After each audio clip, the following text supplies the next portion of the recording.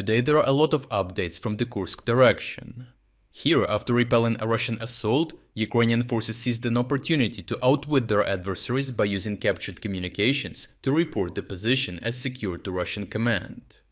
Falling for the ruse, Russian commanders dispatched a large reinforcement unit, only for it to be ambushed and annihilated in a meticulously planned Ukrainian trap. Previously, Russian forces recently intensified their offensive operations near Nizhny Klin, aiming to secure strategic high ground for a potential assault on Sudzha along the main highway. Despite their determined efforts, these attacks resulted in heavy losses and no territorial gains. Russian commanders interpreting this outcome assumed that Ukrainian forces had reinforced Nizhny Klin by redeploying troops from other sectors along the Kursk front, viewing it as a critical defensive stronghold. Operating under this assumption, Russian officers shifted their focus to Pogrebki, a relatively less active sector, launching new attacks in hopes of exploiting a perceived weakness. They believed that tactical gains in Pogrebki and its surrounding forests could provide a foothold for further advances toward Malaya Lokhnya. However, contrary to Russian assumptions, Ukrainian forces maintained a robust presence in Pogrebki, with their troops meticulously concealed in forests, within the village, and atop the surrounding hills. To counter Russian mechanized attacks, Ukrainians deployed extensive landmine fields, which had successfully repelled numerous assaults in recent weeks. These mines proved highly effective, destroying lead vehicles and enabling concealed Ukrainian fighters to swiftly neutralize the remaining armored units and stormtroopers. Acknowledging the unsustainable losses from these mechanized offensives, Russian commanders adapted their approach, deploying smaller infantry groups to infiltrate the tree lines in an effort to bypass the Ukrainian minefields. However, this tactical shift failed to account for the depth and adaptability of Ukrainian defenses, which continued to inflict significant losses on Russian forces. These Russian infiltration groups were swiftly identified and engaged by Ukrainian special forces, who successfully retook the lost positions. During the engagement, over a dozen Russian soldiers were captured, providing the Ukrainians with an unexpected opportunity to execute a cunning strategy. Using flawless Russian accents, the Ukrainian special forces transmitted a false report to the Russian command, claiming that the positions had been captured and secured without further Ukrainian resistance.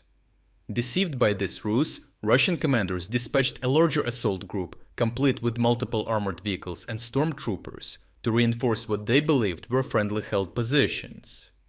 Combat footage from the engagement reveals how Ukrainian special forces expertly prepared an ambush at the reclaimed Russian positions, concealing themselves in the nearby forest. Armed with 84 anti-tank weapons, machine guns, and precision snipers, they awaited the unsuspecting Russian reinforcements. As the Russian BTR armored vehicles advanced toward the forested area, the Ukrainians sprung their trap, immediately neutralizing 2 of the 3 vehicles with well-placed anti-tank strikes. The surviving BTR quickly retreated from the battlefield, abandoning the stormtroopers it had deployed. Caught in a hail of machine gun fire, the stranded Russian stormtroopers attempted to crawl back through the tall grass to safety. However, Ukrainian snipers, equipped with thermal imaging devices, swiftly detected their movements and methodically eliminated the retreating troops with pinpoint accuracy. The ambush ended with the near-total destruction of the assault platoon, resetting Russian progress in Pogrebki back to square one. Overall, the events in Pogrebki illustrate the growing tactical sophistication of Ukrainian forces and the operational disarray plaguing Russian command. By exploiting intelligence from captured soldiers and employing deceptive tactics, Ukrainian special forces not only neutralized a significant Russian assault group but also exposed the inherent vulnerabilities in Russia's chain of command and battlefield coordination. This engagement underscores a broader trend.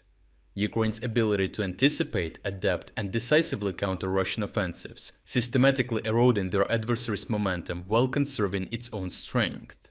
Such dynamics not only stall Russian progress, but also demonstrate the widening gap in operational effectiveness between the two sides, reshaping the strategic outlook of the war. I have extended the Black Friday deal for several more days.